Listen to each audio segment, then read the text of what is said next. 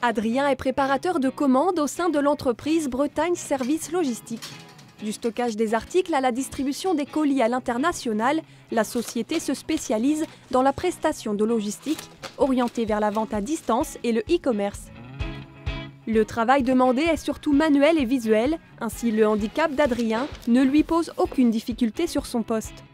Embauché en CDI il y a quelques mois et sourd profond de naissance, l'adaptation relève surtout de la communication avec ses collègues de travail.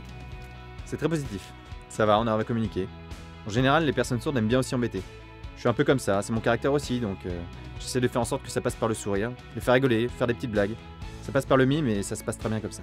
Et on a mis dans la salle de pause des affiches avec quelques gestes de la langue des signes pour que les autres puissent y avoir accès.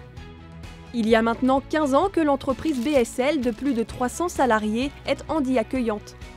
Aujourd'hui, elle compte 14 personnes en situation de handicap, dont la moitié sourds et malentendants.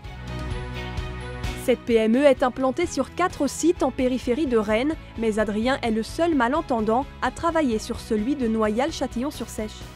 Pour sa monitrice, Catherine, c'est donc une première et elle a su s'adapter à la situation. T'as fini? D'accord? Tu peux aller aux étiquettes? Merci.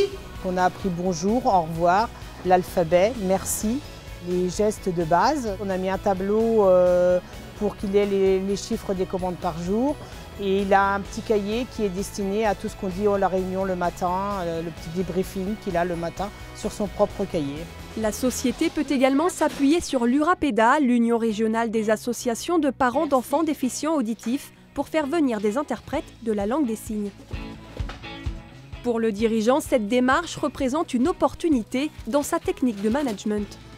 L'expérience qu'on a faite a été très positive et puis finalement on s'est aperçu que ça faisait changer le regard de nos salariés à nous sur le monde du handicap et on est arrivé finalement à quelque chose d'assez intéressant et je pense que les gens se sont ouverts de façon très différente, un peu grâce à l'environnement de leur travail, à la situation de handicap et ils ne l'étaient pas forcément avant. Un projet d'inclusion bénéfique donc à l'ambiance générale de l'entreprise et qui permet de préserver la bienveillance au sein des équipes.